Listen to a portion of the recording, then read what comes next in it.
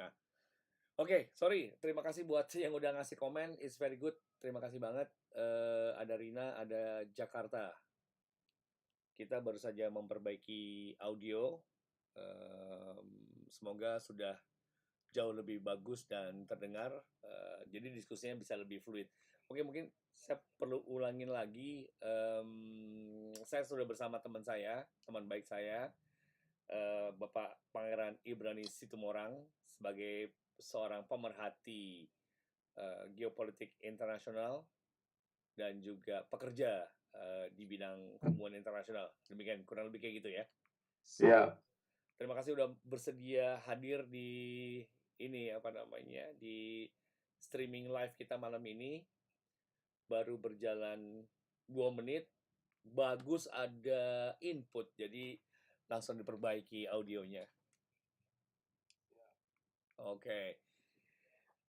Pak Ibrani, gua manggilnya Jangan pakai bapak lah. Bapak ya, karena Ada kan aja. bapak-bapak. Panggil nama aja oke kan ya? Panggil nama aja oke.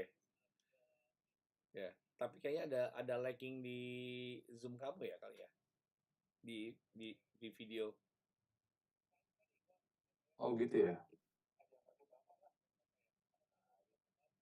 Yang penting suara oke kan. Nanti gue stand still aja kalau gitu. Stand still, oke. Bukan stensilan ya.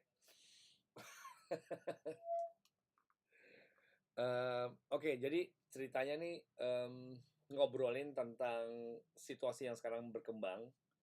Ada Iran, ada Israel, sebelumnya ada Ukraina. Ini kan selalu cerita perang itu kan adalah cerita yang paling rame ya, paling disukai oleh banyak pihak.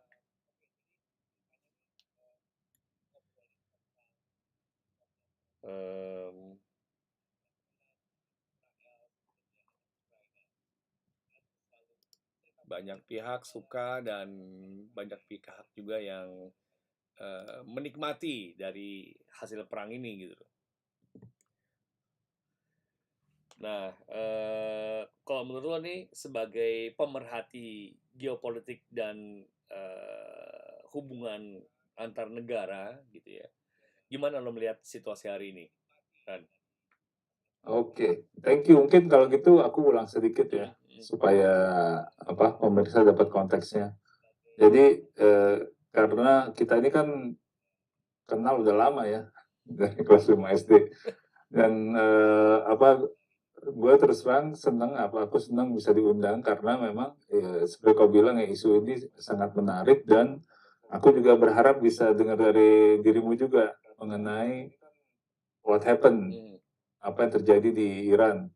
Karena kalau kita, harapanku dari diskusi kita, sharing-sharing kita ini, sebenarnya aku berharap lebih membahas bagaimana sih kita sebagai orang Indonesia perlu bersikap ya. Kalau kita membahas geopolitiknya, isunya secara substansi, tentu mungkin terlalu cepat karena masih banyak perkembangan, tapi sebenarnya ada beberapa pokok-pokok cara ngamati geopolitik supaya kita nanti bisa mengambil sikap yang lebih, tadi kalau dibilang pemerhati, lebih hati-hati dan menggunakan hati. Nanti itu yang aku pengen introduce, mungkin ingin sharing bagaimana kita memahami perang ini dari kacamata yang tadi, dari kacamata hati dan dari kacamata hati-hati. Kalau dari pembicaraan kita, judulnya kan memang kita pilih Tiki Taka ya. Tiki itu memang karena ini diambil dari sepak bola.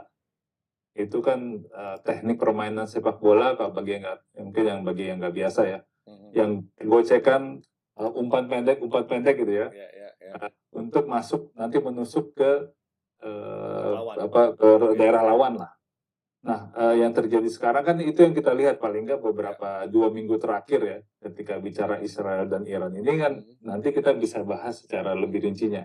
Makanya itu kenapa kita mau lebih lihat Tiki Takanya. Sebenarnya ini belum tahu ya, karena ini kan masih bergulir ya. Ini sekarang kita akan bahas ini. Sekarang bolanya ada di lapangan siapa? Itu nanti kita staging lah. Oke, saat ini kan kita cuma memanfaatkan training topik ini gitu kan. Iya, betul betul. Wah, makin banyak yang nyimak nih dengan ada Mbak Rina, ada Jakarta, ada Mbak Mori. Waduh, clear suaranya. Menyimak tapi kurang clear suaranya. Sepertinya sih tadi sudah kita clearkan sih. Seharusnya sih sekarang udah jauh lebih clear Mbak Mori. Jadi ya ada yang nyimak dari Bintaro. Ngobrolin tiki taka, permain permain bola di lapangan terkait sama konflik Iran dan Israel. Apa namanya? Gue juga baru tahu terminologi tiki taka nih dari lo, karena gue bukan penggemar bola, dan jadi exactly baru tahu dari lo. Pas gue search, oh ternyata memang ini bicara tentang apa namanya, lempar bola lagi ada di mana, lagi playing fieldnya kayak gimana. Kadang-kadang kita nggak tahu endingnya apa kan, atau ada pembisik di belakangnya gitu ya. Udah predefined sebelumnya gitu, ya kan. Nah, omong-omong lo udah baca buku gua? Udah, Oke. Dan tentu dong. ini buku ini membuat lo surprise tentang apa yang what happened di Iran, atau something that you know already?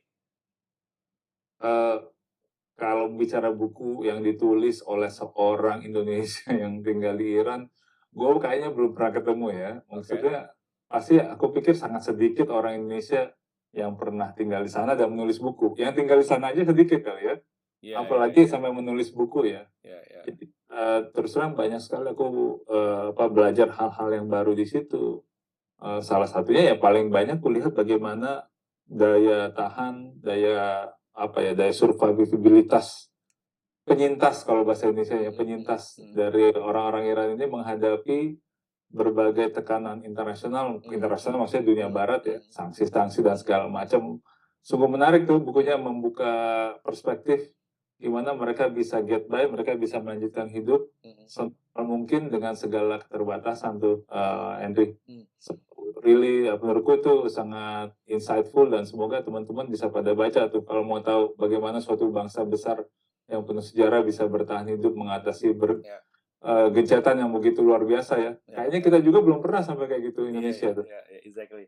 Ini juga yang membuat gua akhirnya memutuskan menulis ya, karena pada awalnya kan aku cuma mencoba mengcapture dari capture video gitu ya. Tidak ada kepikiran sama sekali untuk menulis, tapi somehow at the end kayak banyak hal banget ya yang nggak ke capture di video-video gua, karena awalnya video itu hanya memang dibikin untuk ini ya, untuk dokumentasi pribadi aja. Tapi somehow later, udah kenapa lu nggak bikin, ada temen gue yang bilang, lu kenapa nggak bikin, tulisin aja di buku, bakal menarik karena nggak banyak orang yang melakukannya. Walaupun gue surprise, ternyata banyak juga orang Indonesia yang tinggal di Iran. Bahkan diaspora, jadi ibarat blasteran Iran Indonesia tuh ada gitu ya. Blasteran Indonesia Iran tuh ada, bukan cuma blasteran Indonesia Belanda atau blasteran Indonesia other European country atau Arabic ya, tapi ternyata surprisingly banyak gitu. Dan itu yang gue tulis gitu. Dan apa namanya, ya akhirnya ya kaget juga, wah gila ya, ini something yang memang worth it untuk ditulis. Tapi gue tahu resikonya, gue menulis ini belum tentu dibaca orang, karena it's not something Indonesians interest tuh gitu kan. Karena gue sendiri juga ingetnya cuman perang Irak-Iran. Gue paling ingatnya film Hollywood yang diputar sama siapa nih? Yang Argo itu. Argo. Dan the rest is gue nggak terlalu menyusuri gitu loh. Kalau lu kan mungkin lebih pemerhati history ya. Kalau gue tidur gue tuh diajarin oleh guru gue. Tapi keberadaan gue di Iran tuh kayak gue lagi ngerasa berada di ancient time sih. Oh, pastinya. Ada langsung berada di ancient time, ada di tahun 70-an, bahkan memang masuk ke time tunnel gitu. Tapi topik Iran yang menariknya, walaupun orang Indonesia nggak terlalu interest dengan topik Iran, tapi begitu bicara tentang pemain bola Iran, Ali Daei, orang tahu. Ya nggak? Orang tahu. Tapi kalau bicara tentang Iran gimana ya, pasti komentarnya lebih ke negativity terkait sama mazhab mazhab yang menjadi mazhab di Iran saat ini. Gitu Tapi sih. kalau ngomong tadi sejarah ya, ini jadi gue jadi teringat nih sejarah Iran sama mungkin Israel atau bangsa Yahudi sebagai bangsa ya. Itu kan goes back udah ratusan tahun sebelum Masehi. Jadi bahkan salah satu pembuangan orang Yahudi itu kan adalah di kerajaan Persia, media Persia juga waktu itu di Babilonia. Jadi kalau bicara, makanya kita bilang kalau kita lagi istilahnya ya, kalau kita ini sepak bola nih, peperangan. Kita ini spektakel, orang Indonesia itu kayak penonton. Ada dua kesebelasan, Israel, Iran, yang kalau dilihat dari bangsanya atau sejarahnya udah jauh lebih tua daripada kita sebagai peradaban ya, mungkin ya. 500 tahun sebelum Masehi mereka udah punya koneksi. Nah makanya aku bilang buku yang kau buat itu sangat menarik, membuat perspektif itu. Kita baca bagaimana bangsa besar ini dia nggak kehilangan legasinya. Dan sama juga dengan, ya mungkin aku sangat terbatas. Baru sekali ke wilayah Palestina, aku nggak bilang Israel ya. Aku ke Palestina waktu itu yang diokupai oleh Israel.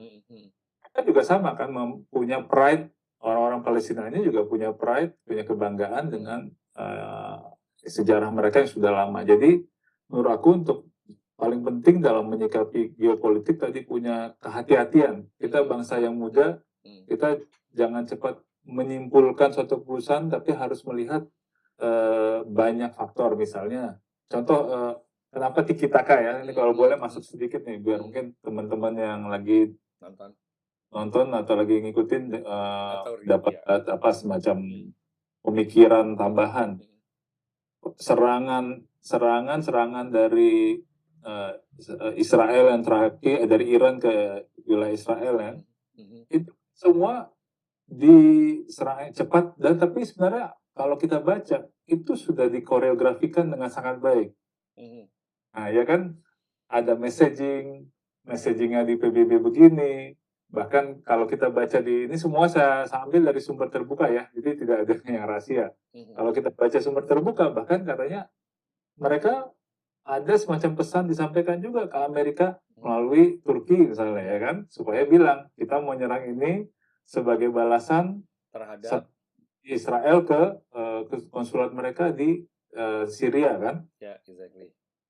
Semua ini mengajarkan kita satu hal, bangsa-bangsa yang udah tua ini, negara ini, semua ini mereka measure, mereka terukur dalam mengambil keputusan supaya tidak sama-sama hancur. Ini kita perlu berdoa nih mungkin teman-teman, karena perang itu bisa terjadi mungkin bukan karena kesengajaan, tapi karena miskalkulasi. Tapi kalau kita lihat dari serangan dilakukan dari serangan balasan ya kalau katanya, Iran kan mengutip artikel 51 PBB, itu artikel self defense ya, mempertahankan diri.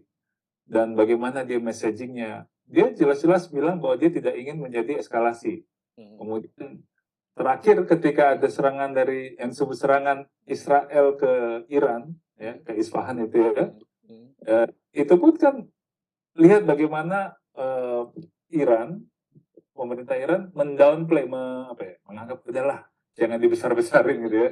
Kalau dari Israel dia mau bilang, wah kami udah membalas nih, udah kamu menunjukkan bahwa kami juga bisa menyerang kalian.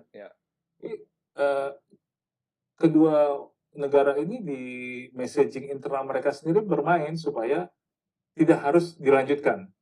Itu kalau kita lihat. Kenapa? Karena mereka juga merasa uncertain ya, merasa tidak pasti nih. Kalau saya ngambil langkah lebih lanjut, jangan-jangan terlalu jauh. Mungkin kalau aku berpikir pesan untuk kita adalah perlu hati-hati untuk melihat ini, jangan terlalu semangat. Wah ini mungkin ada yang saya nggak tahu ya. Aku pernah baca lihat dari Twitter tuh ada juga pendukung Israel ya, orang Indonesia. Ada kayak ini. Nah kita harus hati-hati karena ini semua masih ongoing. Ya. Satu Ya. hal yang aku bisa ambil Hen dari Hmm. bukumu, Hmm. pada suatu titik mungkin ya, semoga nggak terjadi ya, kita berdoa. Hmm. Kalau sampai pada titik ada kesulitan, nah kita perlu belajar. Mungkin nanti lu bisa jadi narasumber kita, Hen. Gimana bangsa Iran bisa mengatasi keterbatasan sumber daya untuk bisa survive dan bahkan bisa melanjutkan proyek tenaga nuklir mereka dan segala macam persenjataan. Mungkin itu ya, sedikit kita coba konteks tiki-taka tadi.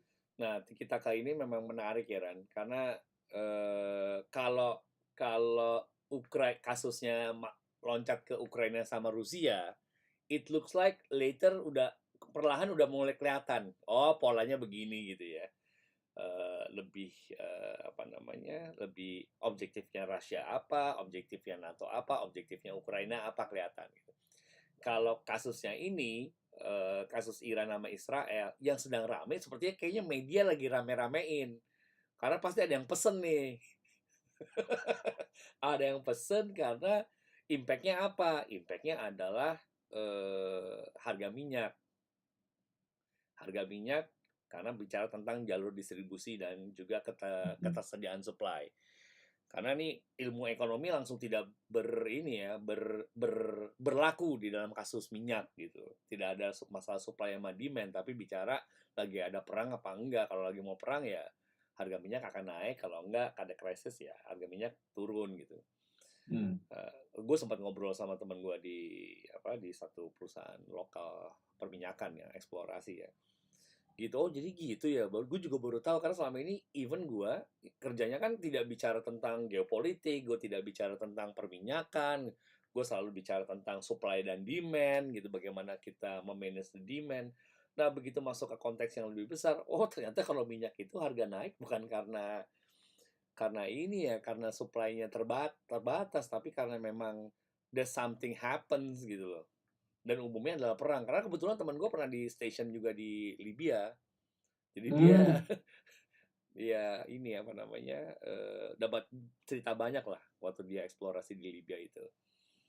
Nah, tapi kalau Libya mungkin nggak ada masalah ya, dia produsen minyak. Jadi produsen minyak nggak ada masalah. Iran juga nggak ada masalah karena waktu gue di sana aja harga minyak itu baru naik. Sebelumnya cuman mungkin di bawah 1.000 perak kali ya, 700 perak gitu per liter.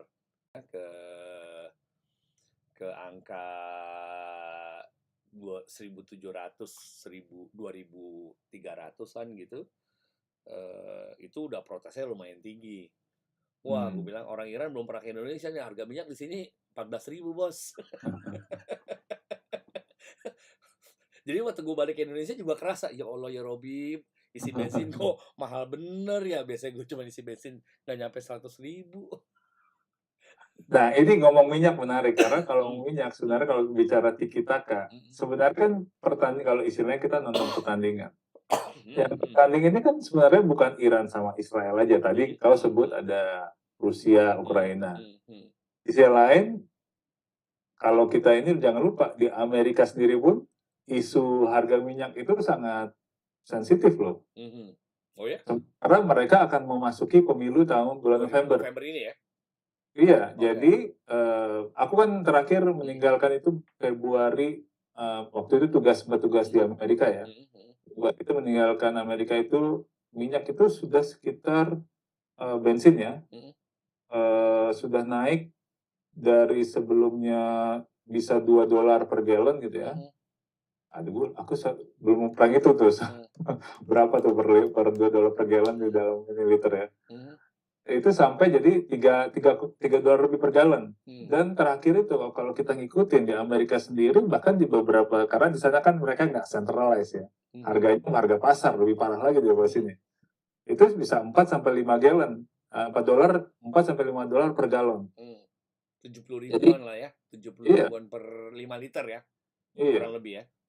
Itu kan pressure kepada masyarakat sangat kuat. Jadi makanya baik Israel yang dianggap sebagai sekutu Amerika sendiri, dia sangat calibrated karena dia tahu nih kalau sampai terjadi perang dan tadi yang kau bilang harga minyak naik.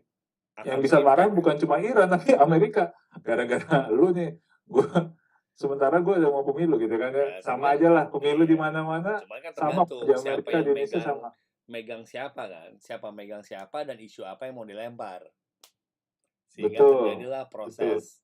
Dan aku rasa ini juga kembali ke tahun 79-80 pada saat siapa? Bukan Jimmy Carter tuh Ronald Reagan ya. Pada masa diplomatik US di ini apa? Di Sandra di Iran itu kan juga terjadi transaksi di sana kan. Kalau katanya ya, ini katanya. Tapi most probably sih bisa jadi benar. Iya.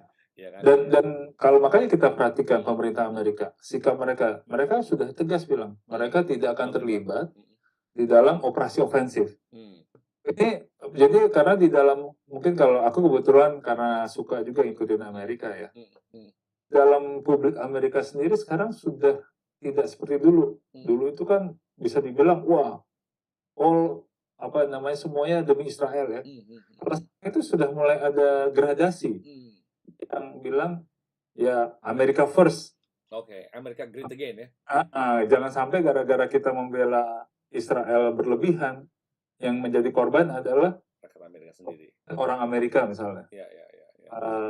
Isunya misalnya mereka lebih peduli sekarang border mereka yang di selatan.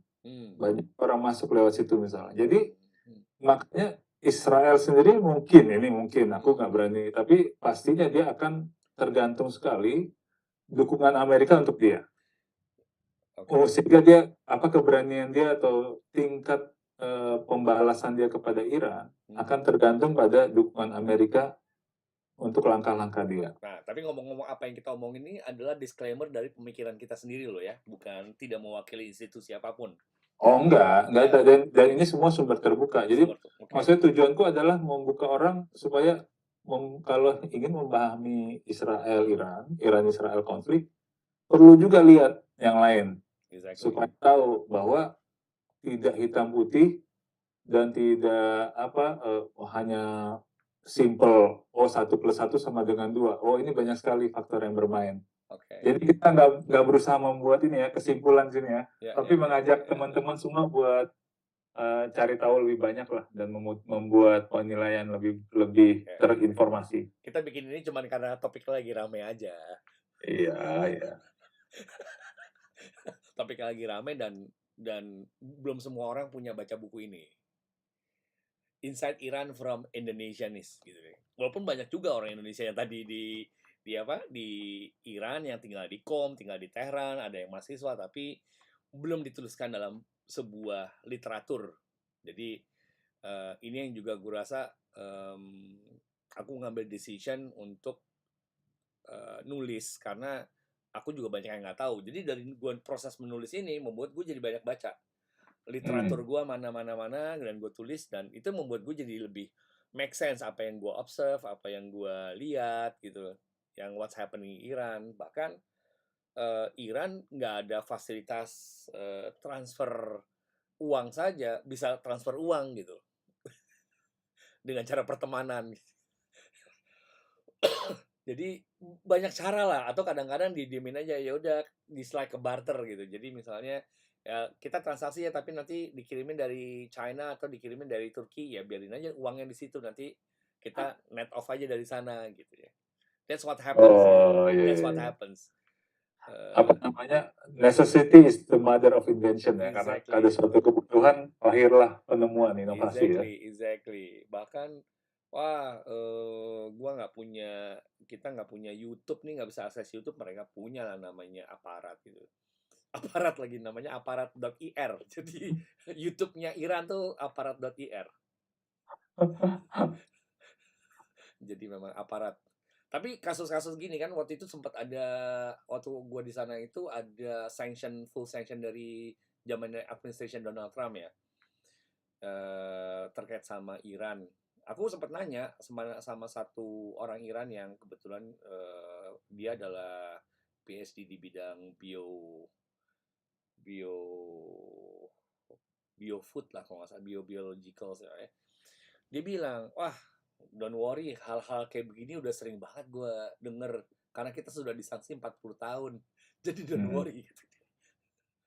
apa istilahnya ya, what doesn't kill you make you stronger. It is. Jadi ya running aja terus, kehidupannya running aja. Gue sempat jadi wondering kan, gila ya, ini full sanction dari Amerika tidak ngaruh apa-apa sama Iran, doesn't matter sih. What happens selama ibu kota yang masih tenang ya berarti kan nggak ada escalation ya, nggak ada eskalasi.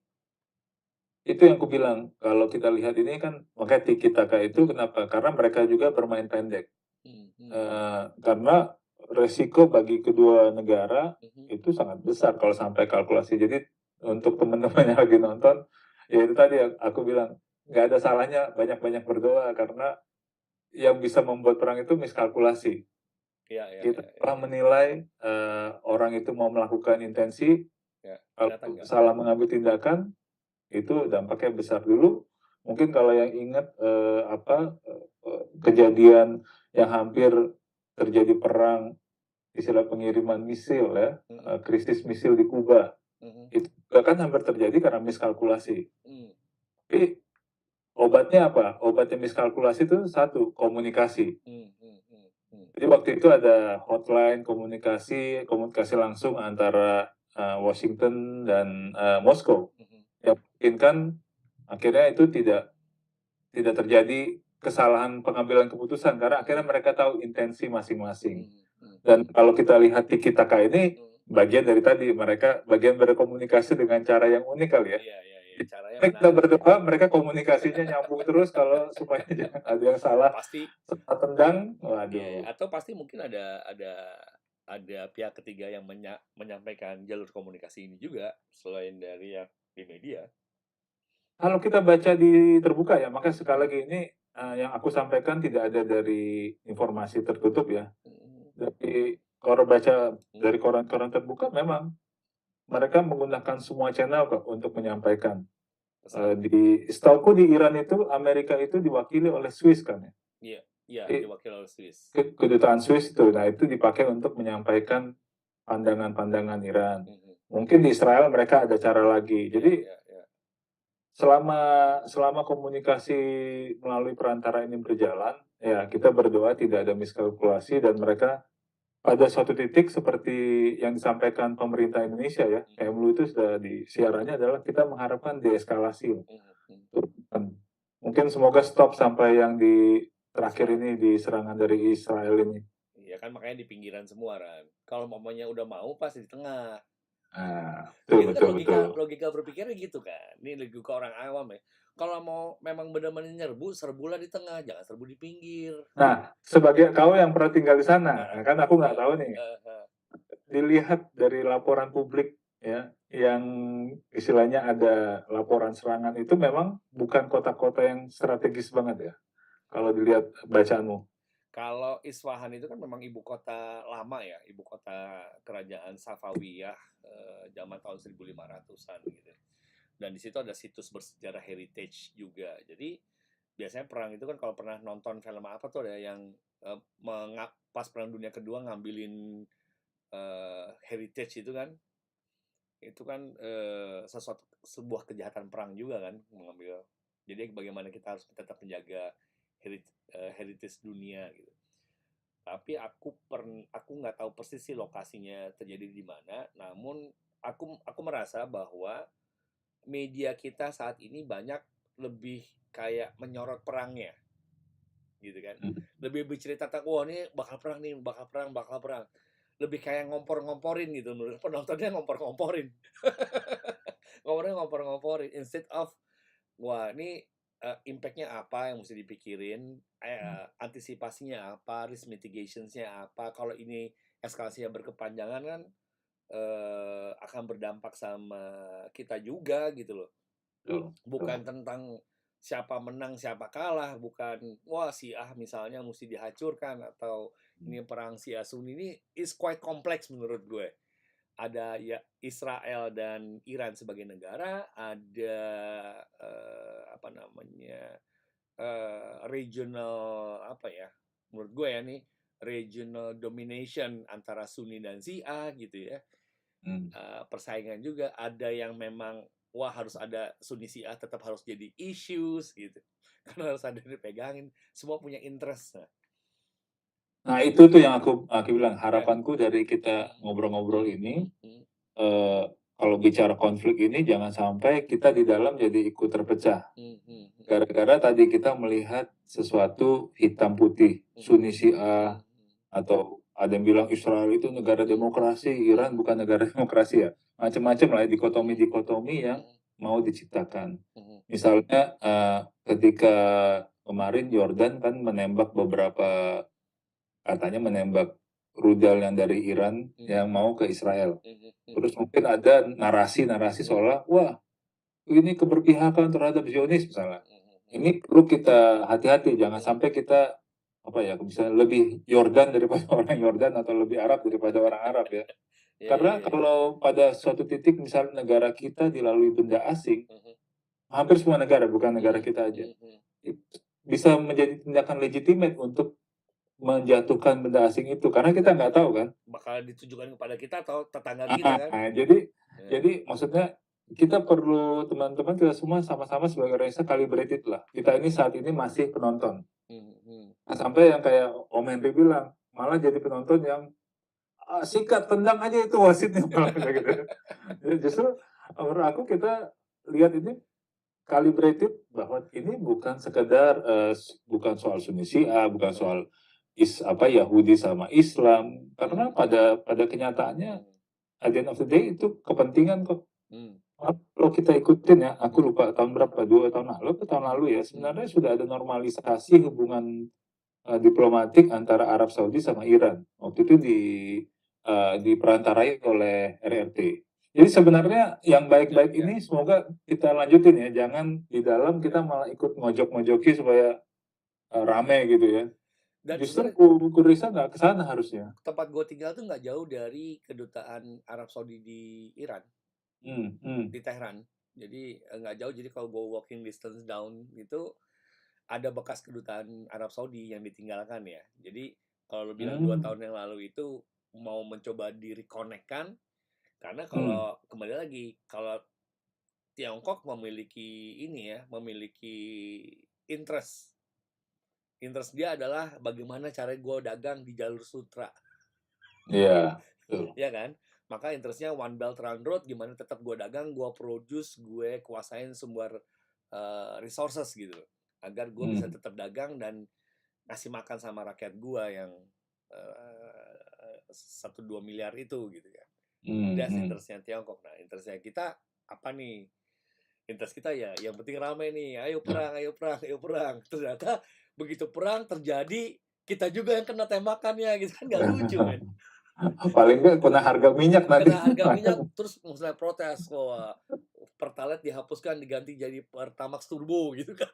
Langsung harga 17.000 per liter. Nah, itu benar, makanya aku bilang jangan kita overzealous ya, terlalu bersemangat. Kalau aku misalnya gitu, contoh ini satu lagi aku baca di media-media ya. Itu kebetulan aku nih latar belakangnya kan Kristen ya. Dan cenderungan tuh beberapa orang, kita harus mendukung Israel. Aku bilang, ya kita hati-hati karena nggak ada hitam putih. Mungkin ada titik di mana dia melakukan yang benar. Tapi kalau harus salah, kita harus bisa bilang itu salah ya. Jadi jangan sampai nanti ini menjadi kayak konflik di dalam kita antara orang ya yang berbeda iman, hanya karena urusan geopolitik. Padahal di sana mungkin mereka pikirannya minyak, wilayah, cuma digunakanlah itu ya simpul-simpul primordial untuk mendukung agenda itu. Jadi kalau aku sih harapannya tetap kompak, jangan malah ngajak tika-tiki di sini. Tika-tikinya cukup di sana aja. Kalau di sini bahaya. Exactly. Nah, kalau gue ini kan gini, gue bisa ngobrol sama lo karena kita punya sebuah primordialisme, yaitu pernah bersama when we were in elementary school kan. Iya. Nah, itu primordialisme kita gitu loh. Jadi gue bisa engage untuk ngobrol sama lo, bringing this topic dengan lebih fluid gitu. Tapi kalau atau sama aja kayak misalnya gue lagi mau jualan barang ke klien gitu, gue mesti cari common ground gue sama dia kan. Common groundnya apa? Begitu dapat common ground, gue masuk dengan jualan. Sama aja. Iya, kayak lu dulu jualan ini dengan common ground satu SD jualan. Iya dong, kita tetap apa juga kita jual. Ya seperti gue jualan Betul, buku betul. ini mungkin kalau ada yang belum silakan pesan.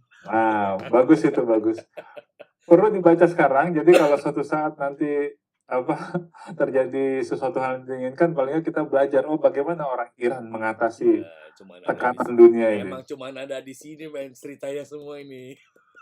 Karena, tapi bukan apa, Iran itu kurasa salah satu dari sedikit bangsa, mungkin yang sama Iran itu Korea Utara. Iya. Yang mengalami sanksi luar biasa, menurut aku ya. Ya. Setelah pengetahuanku. Ya. Rusia juga banyak sanksi, tapi ekonomi Rusia jauh lebih gede daripada ekonominya Korea Utara sama Iran. Cuma, jadi kita bisa belajar mungkin dari buku itu, termasuk gimana how everyday people, everyday Iranian ya, orang Iran sehari-hari bisa mengakali tekanan luar biasa. Kita belum pernah. Dulu paling kita kena embargo waktu itu, embargo militer ya. Kita nggak bisa updating masalah Timur kan? Kita gara-gara urusan HAM dulu. Iya, masalah. Tapi kalau Iran ini kan multidimensional. Exactly. Nah, kita aja kalau aku ada temennya istriku yang pernah di Pyongyang, pernah tinggal di Pyongyang. Jadi untuk orang asing mungkin harus terkonsentrated di satu tempat gitu ya. Tapi kalau buat Iran menurut gue yang membuat gue surprise adalah sebenarnya tidak ada konsentrasi khusus buat orang asing, bisa di mana saja. Walaupun orang asing tertentu itu pasti akan perlu didampingi. Jadi misalnya kalau lo paspor lo Amerika gitu ya, untuk datang ke Iran maka lo harus pakai travel agent yang sebenarnya adalah agent juga untuk ngawasin gerak-gerik lo gitu ya. Kurang lebih kayak gitu. Tapi kalau lo paspor Indonesia, you can easily moving one to another. Tapi yang gue alamin adalah pada saat gue mesti jalan dari kota Tehran menuju Isfahan, setiap titik si driver yang gue sewa harus memberikan checkpoint information. Itu satu. Kedua, pada saat kita menginap, ya mungkin zaman kayak Rusia juga, mesti paspor kita ditahan sih. Paspor kita ditahan. Beda kan kalau misalnya gue ke Singapura aja atau gue ke Eropa kan paspor kita nggak ditahan ya. Tapi kalau di Iran paspor kita ditahan. Gitu. Oh gitu ya. Gitu. Jadi ini juga ya, jadi orang asing di sana nggak gampang juga ya. Tapi paling nggak orang Indonesia itu dianggap masih brother lah, brother. Brother Sunni, how are you? Ini kita ngomong bebas ya karena nggak ada yang melarang. Tapi anyway, that's what. Atau gue pernah ke satu kota di Mashhad itu gue Nastifan. Gue padahal cuma datang ke tempat orang yang memiliki penginapan dan untuk makan siang gue di situ. Karena kita trip balik dari Mashhad ke Nastifan terus balik lagi. Nastifan ini Mashhad itu adalah kota terbesar kedua di Iran dan berada di jalur sutra. Ya, di jalur sutra zaman dulu dan paling dekat dengan perbatasannya Turkmenistan. Nah, dan gue mesti travel lagi sekitar 300 sampai 600 kilo ke Nastifan ini, di mana ada satu ancient kincir angin untuk menggiling gandum. Dan anginnya bersumber dari arah selatan gitu ya. Dan dia berbatasan banget sama Afghanistan, gak jauh dari Afghanistan. Sayangnya waktu saat itu bordernya masih ditutup. Nah, gue ke tempat orang ini, Pur Yakub gitu namanya. Dia Sunni, men. Karena di daerah itu paling banyak komunitas dengan mazhab Sunni. Dan waktu itu cuma makan siang, namun pas kita balik gitu ya, karena ada yang tahu gue orang asing, ada orang yang nanya sama dia, kenapa kamu nggak mintain pasportnya dia gitu, paspor gue maksudnya. Terus ya enggak, dia kan nggak nginep, ngapain gue minta pasportnya gitu.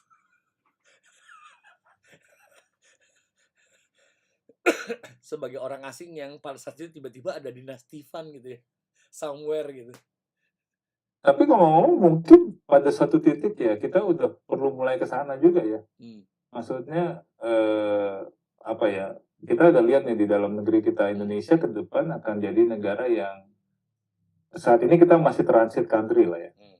Tapi dengan kita semakin ke depan akan jadi negara maju, mungkin 10 besar ekonomi terbesar dunia, bisa aja makin banyak petualang-petualang dari luar. Sekarang aja kalau di Bali, kalau lihat aja tuh, banyak orang Rusia, Ukraina, maksudnya kita mungkin perlu something yang kita bisa pelajari, ada satu yang bisa kita pelajari dari situ. Kenapa sampai Iran melakukan itu, pasti ada maksud tadi, supaya dia bisa lebih tahu kondisi di lapangan, orang ini mau ngapain. Ya, kupikir itu kali ya. Paling tidak kita ikutin Thailand dulu lah. Kalau datang itu ngisi purpose-nya apa gitu. Jadi kita bisa tahu traffic kita datang, traffic lintas batas atau pariwisata atau bisnis atau ngapain dan hidup di mana. Itu kan penting tuh. Dan itu datanya bisa dipakai buat analisa. Ini yang dilakukan Thailand ya, ini yang dilakukan Thailand. Kalau lo ke Thailand kan lo mesti put segregations of purpose, lo ngapain di sana. Gitu. Kayak nonton makin banyak kayaknya tentang topik-topik Iran dan Israel, makin seru. Karena lo kan lo pernah ini lo kan pernah, pasti lo bergaul juga dong sama orang Israel. Am I correct? Atau enggak? Jadi gini, kalau kita sebagai diplomat mungkin secara resmi kita nggak bisa lah ya. Jadi tapi tentu kontak kalau diperlukan harus bisa. Jadi ya untuk dengan Israel itu Indonesia kan tetap udah bilang kita tidak akan ada hubungan diplomatik sampai dengan dia mengakui Palestina. Dan sayangnya kemarin barusan di PBB kan, PBB untuk keanggotaan penuh Palestina diveto oleh Amerika Serikat tuh. Jadi ya selama itu belum terwujud ya, jadi hubungannya sangat-sangat terbatas. Kira begitu. Tapi nah bicara soal itu memang yang menarik kalau menurut aku juga adalah kalau ingat tadi soal pergerakan ya. Yang sama itu terjadi juga oleh diplomat Iran di Amerika juga, Bos. Dia juga di atas dibatasin. Memang ini terbuka ya, karena memang mereka sanksi segala macam. Jadi kayaknya mungkin resiprokal kali ya. Lo ini kenaan gue balas juga gitu ke diplomat lo di sini. Diplomat Iran di Amerika emang? Hah? Iya, jadi semuanya ada inilah. Jadi selalu ada recordnya. Balasannya. Kalau kita ini akan ada balasan ke situ. Tapi selalu balasan itu memang harus terukur. Itu yang paling penting ya. Dalam permainan tiki-taka, tadi bolanya jangan terlalu kencang nendangnya. Iya. Kayak main golf dong, agak tes gitu kan. Jangan sampai terjadi gol bunuh diri lah. Ini yang kita takutkan. Ya itu dia. Kenapa kalau soal Israel gimana tadi? Maksudnya lo? Maksud gua gini, gue bisa cerita tentang Iran karena gue bergaul sama orang Iran, ya kan? In my experience, my perception kebentuk karena gue bergaul, dan gue bergaul nggak cuma di level tertentu, tapi gue di beberapa strata sosial lah gue coba berinteraksi gitu ya, dan nggak cuma sekali dua kali kan, bukan turis. Jadi gue yang ini karakternya cenderung begini, karakternya ada stereotype, mau nggak mau akhirnya dia tetap ada stereotype. Ada stereotype, tapi once you there lo bisa baca si stereotype itu. Gitu, memang genuine, memang yang cari kesempatan, ada yang memang nggak look up into Asian peoples gitu ya. Bahkan gue ketemu satu gue ketemu satu temen yang orang Asia, orang Taiwan. Dia bilang pas dia balik ke Taiwan, nobody is interested to about Iran gitu, kata dia. Jadi gue pas gue bilang mau nggak kita bikin kayak gini ya, streaming kayak gini. Aduh, gue lagi bad mood nih, gue nggak terlalu banyak orang interesting tentang memori gue tentang Iran gitu. Padahal cerita dia lebih keren-keren lagi, dia tulis dalam bahasa Taiwanese ya.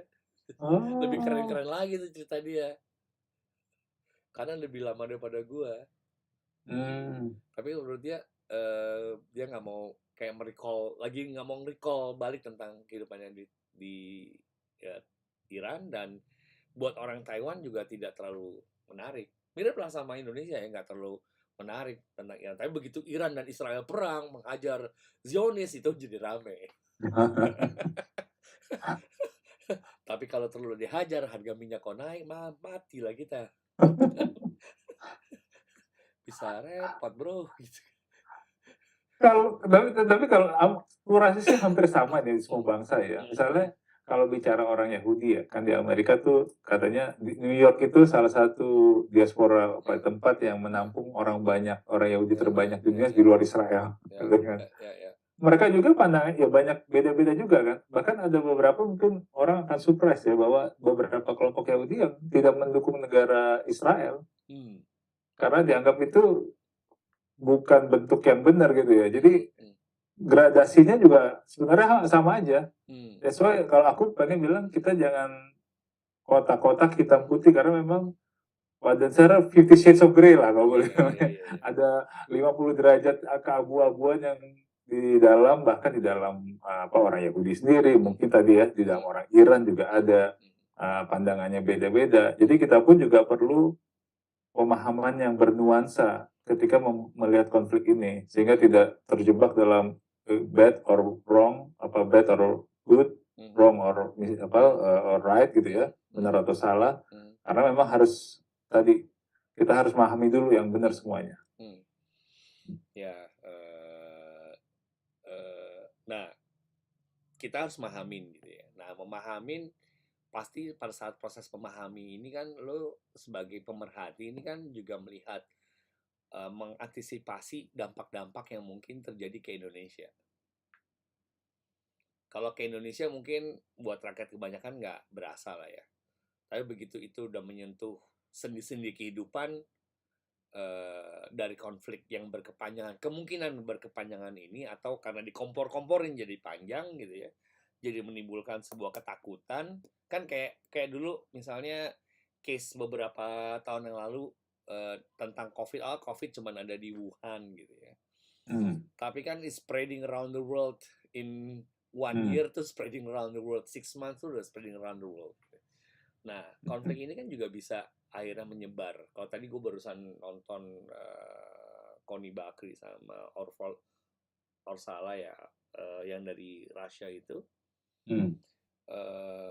ngobrolin kalau konflik ini berkepanjangan, impactnya ke Teluk Hormuz nanti teluk ke Andaman ke Laut Cina Selatan, udah ada di pintu gerbang kita tiba-tiba gitu ceritanya.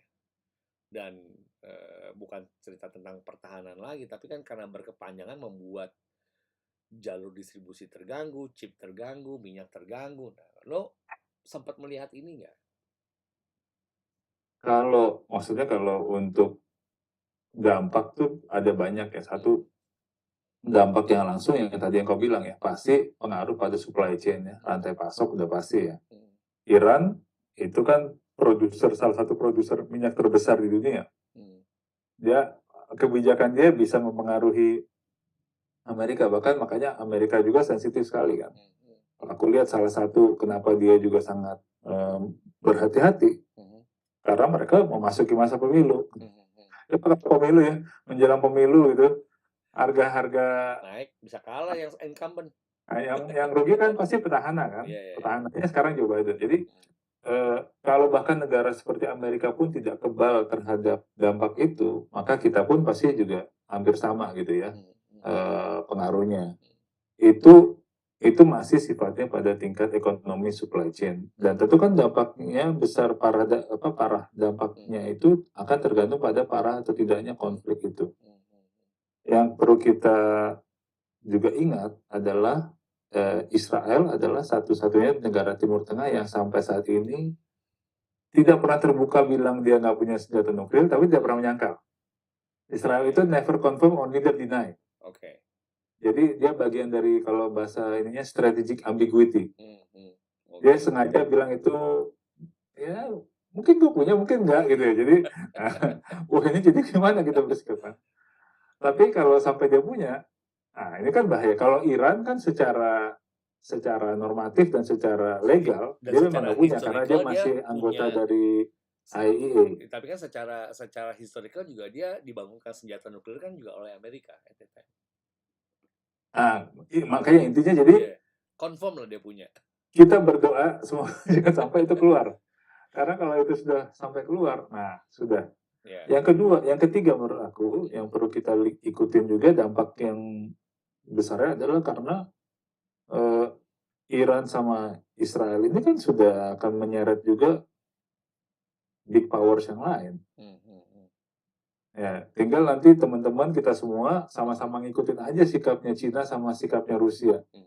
Aku tidak berani ngomong ya sikapnya mereka karena lebih baik kita ikutin di berita terus ya. Tapi tentunya sikap mereka akan mempengaruhi akan berdampak kepada kita juga. Apalagi kalau Cina berpihaknya kemana. Kalau kita lihat selama ini paling nggak dari segi perhatian orang sekarang lebih memperhatikan Timur Tengah daripada Ukraina, ya kan? Kalau secara umum ya.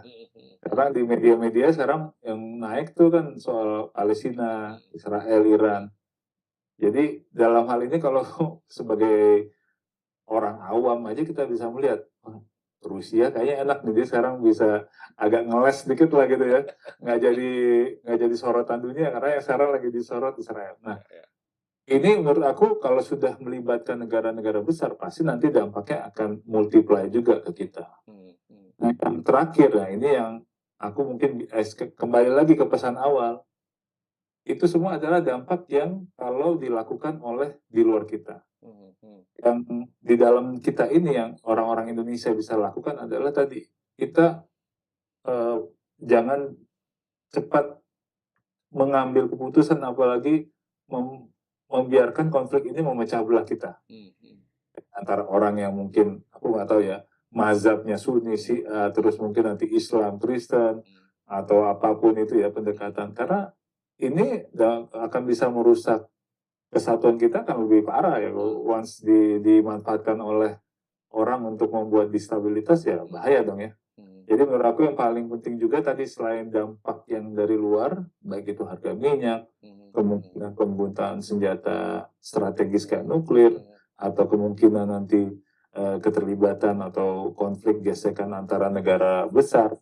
Ya di kita juga bagian kita orang Indonesia sehari-hari adalah tadi mencoba memahami konflik ini dari perspektif yang lebih luas dan tadi tidak cepat untuk membuat kesimpulan ya.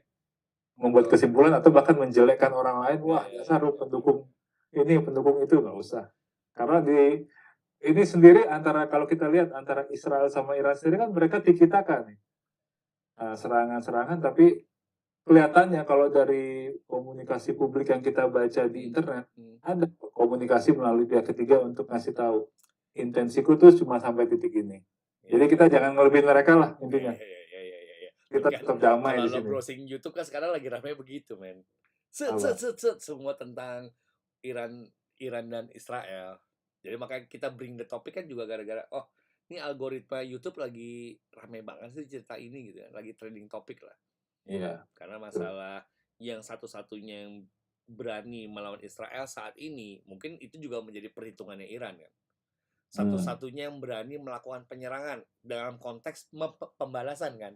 Bukannya dia menginisiasi perang, tapi karena wilayahnya which is konsulatnya dikenai oleh ini kan pemboman kan. Diserang gitu.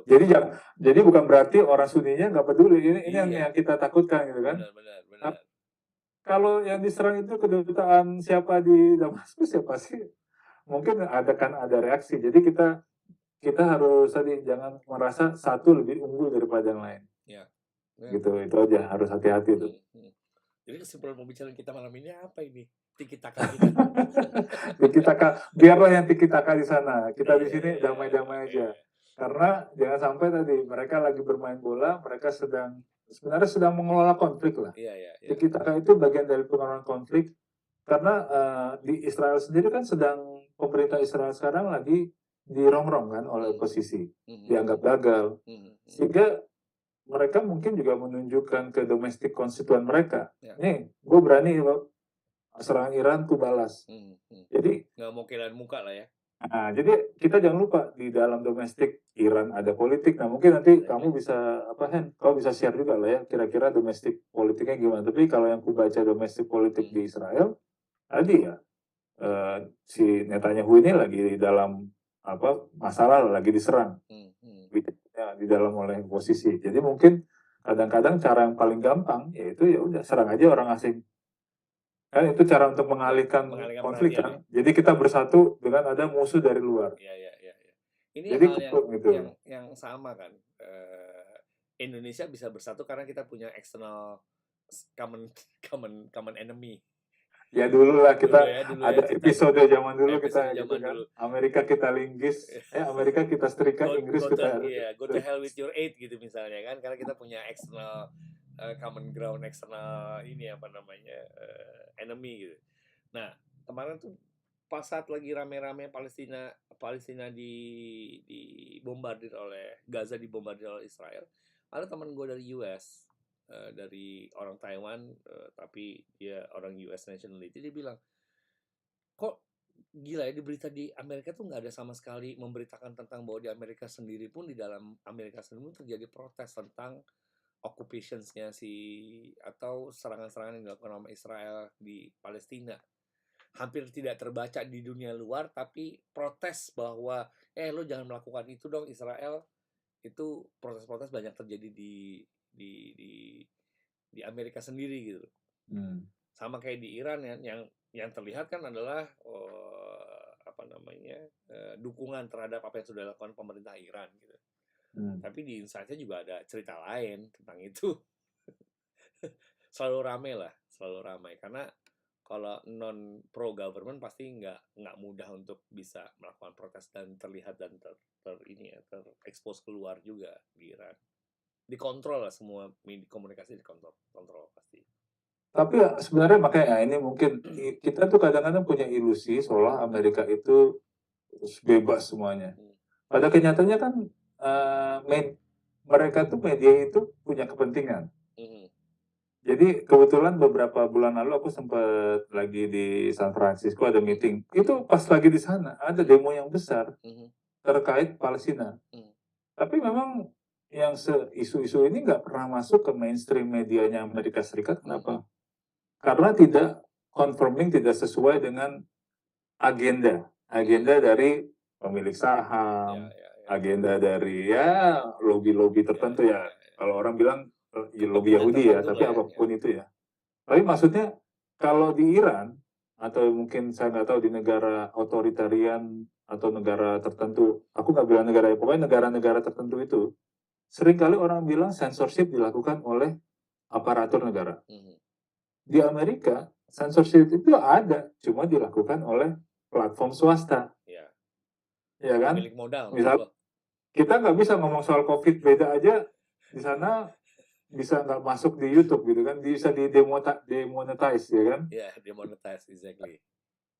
Sebenarnya kenapa di Amerika juga mungkin kurang sadaran karena media mainstreamnya atau media konvensionalnya sendiri memang punya agenda untuk tidak mengangkat isu ini. Ya tadilah ada kepentingan pemegang sahamnya apa segala macam, sehingga ya udah one sided. Nah, sepihak. Bicara media, algoritma, digital. Nah kan being control oleh siapa? Oleh YouTube, oleh Twitter, oleh Facebook. They control what people have to see kan. Exactly. Itu apa transparansi algoritma tuh yang harusnya nanti kita tanya. Ayo buka-bukaan. Jadi sebenarnya what's going on nih gitu kan.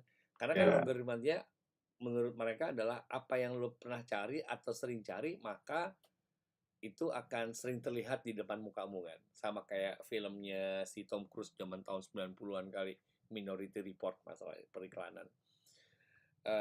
Atau kadang-kadang mungkin YouTube punya sebuah policy untuk nge-push satu isu, mempromot satu isu gitu, tergantung dari who's behind the control of the machine kan. Betul. Jadi ya itu yang akan muncul. Abis itu kalau kita terkritik untuk ngeklik ya akhirnya akan muncul semua kan, the rest of it. Betul. Betul. Jadi itulah makanya kan kita sering menganggap, oh ini negara demokrasi, Ya, ini ya, ya. negara yang membuat kategori ya, Ya, ya. negara otoritarian. Pada akhirnya kan semuanya melakukan censorship dengan caranya Ya, dengan cara masing-masing. masing-masing. Sesuai kepentingan masing-masing. Kepentingan dengan ada metodenya bisa pakai dana, Ya. ada pakai mungkin caranya ada pemberedelan, tapi lain-lain pada ujungnya pada satu titik tadi mendorong agenda-agenda tertentu yang sesuai dengan kepentingan siapapun di balik mesin itu. Ya, seperti kita lah, kita juga punya agenda kan. Kita ngobrol-ngobrol ini kan agendanya adalah yang belum beli buku ini segera harus beli sebelum stoknya Ah, habis. Nah kan agenda kan. ya, kalau itu agendaku di belakang nih merah putih. Ya tadi udah kita fokus aja merah putih bisa ngapain ya kan. Iya, merah putih bisa ngapain. Termasuk belajar dari tadi teman-teman di Iran melalui bukunya Om Henry. Ya. Iya, itu mesti kita pelajarin. Jadi jangan lihat dikotominya, tapi lihat what best yang bisa kita learn dan benefit from it, gitu kan. Kita harus Ya, benefit from it dong. Sama Tiongkok pun demikian. Apa kita bisa belajar dari Tiongkok? Kita copy paste edit special. Karena semua negara pun melakukannya, Malaysia melakukannya, Amerika pun melakukannya, Jepang melakukannya, Spanyol melakukannya. Why not gitu loh. Kalau kalau gua selalu jadi early adapter kan. ya, Selalu pengen jadi early adapter selama itu bisa, ya early adapter aja. Dari situ kita learning kan, learning curve. betul betul. Kalau perlu misalnya ini just thinking out loud ya. Kenapa kita mesti nunggu disanksi? Kenapa kita nggak buat platform seperti aparat? Ya, Karena kita misalnya belum, gitu ya. ya masalah kan kita selalu tunggu kepepet dulu hidup. Kalau besok belum deadline, gue gak akan SKS, gue gak akan gue kejar, bos. Untuk jangan tunggu kita disanksi, baru kita buat inovasi lebih bagus gitu. Jadi early adapter itu jangan, kalau bisa jangan karena terpaksa. Itu kan tapi tercermin dalam proses penganggaran kita ya. Kita selalu menghabiskan anggaran Ah, di bulan Desember. Karena kita belum no bikin, comment. atau kita punya budget dulu sebelum kita melakukan planning gitu kan. Itu kan memang sudah tercermin dari proses kita sendiri. Oke, so Oke. kita udah berapa jam nih? Jam ada? Sejam kali kita ngobrol-ngobrol tentang Iran dan Israel dan konteks cerita di balik itu dan learning point yang harus kita perhatiin ya Ran. Iya. Oke. Ya mungkin satu yang gue mau tambahkan satu lagi bahwa yang kita lihat tuh nggak seperti seindah aslinya ya, belum tentu. Nggak kayak Microsoft dong. Microsoft what you see is Betul. what you get kan? Apalagi dalam ini mungkin pelajaran penting. Setauku ya dalam satu konflik atau perang itu sebenarnya bukan tidak kebenaran itu sulit sekali ditentukan. Karena masing-masing punya cara sendiri untuk mempresentasikan statusnya atau keberhasilannya. Makanya kalau kita lihat yang terakhir ya ini mungkin untuk ya Israel bilang aku udah bisa berhasil menghajar situs yang strategis di Iran. Pemerintah Iran bilang itu cuma drone kecil, gitu kan. Jadi semuanya datang dengan kebenaran dari versi masing-masing. Nah kita bijak-bijak lah. Bisa jadi mungkin satu benar satu salah, bisa-bisa di antara itu, tapi ada pasti agenda dari masing-masing kebenaran itu, versi kebenaran itu adalah tadi untuk deeskalasi. Di dalam, menurutku tadi, saatnya kita di internal kita juga deeskalasi lah. Kalau mungkin udah ada pernah semangat-semangat mau nggak tahu ya ikut menyulut konflik, nggak usah. Apain sih? Di sana aja mereka lagi deeskalasi kok. Betul. Jadi sebenarnya daripada kita, kalau gue juga dari pemikiran gue adalah instead of boycott ya, karena terlalu banyak yang harus diboykot.